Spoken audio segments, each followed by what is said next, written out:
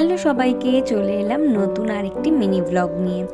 তো বিয়ের পরে এই ব্লগগুলো একটু লেটে লেটেই আসছে, তা সেটার জন্য সরি।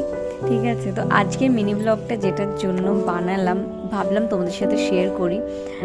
তো এখানে আসার পর আমি অনেক দিন থেকেই ভাবছিলাম একটু গার্ডেনিং, মানে গাছ একটু লাগাবো। শীতকালটা তো চলেই যাচ্ছে, তো কয়েকটা আমরা গাছ কিনে এনেছি, সেইগুলোই দেখাচ্ছি।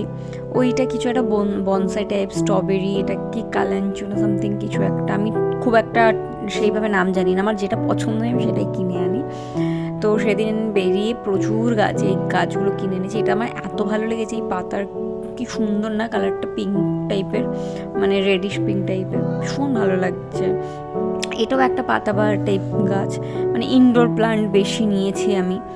আর এগুলো তো জানো 10টা ফুল সামথিং কিছু একটা। এটা আমার মি টাইম কাটানোর জন্য আমার কি বলবো বেস্ট জায়গা, আমার ভালো লাগে। আর যেহেতু ব্যালকনি এখনও ফাঁকা আছে, কারণ গাছটা লাগানো হয়নি, ওই জন্য খুব একটা আমি ব্যালকনিতে বসতে পারি না, বাট গাছগুলো লাগিয়েছি। এখানে দেখো আমি চা খেয়েছিলাম একটা জায়গাতে, ওখান থেকে আমি এই কাপগুলো ভাঁড়গুলো এনেছি, ওখানে পুদিনা গাছ লাগিয়েছি, বেঁচেও গিয়েছে।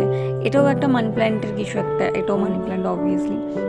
তারপরে আরেকটা, এটা লাকি বাম্বুরই কোনো একটা আর কি, দোকানে সেটাই বললো। দেখো এখানেও আমি পুদিনা কয়েকটা গাছ লাগিয়েছিলাম, একজন দিয়ে গিয়েছিল, সেখান থেকেই অলরেডি বেঁচে গিয়েছে। আসলে নিজের হাতে কোনো কিছু, কোনো গাছ লাগালে সেটা যদি বেঁচে যায় ভীষণ ভালো লাগে, তাই না? আর নতুন জায়গায় আসার পর আমার সব থেকে বেস্ট জায়গা মি টাইম কাটানোর জন্য। তোমাদের সব থেকে ফেভারিট প্লেস কোনটা তোমাদের বাড়ির? অবশ্যই কিন্তু আমাকে কমেন্ট করে জানিও। টাটা।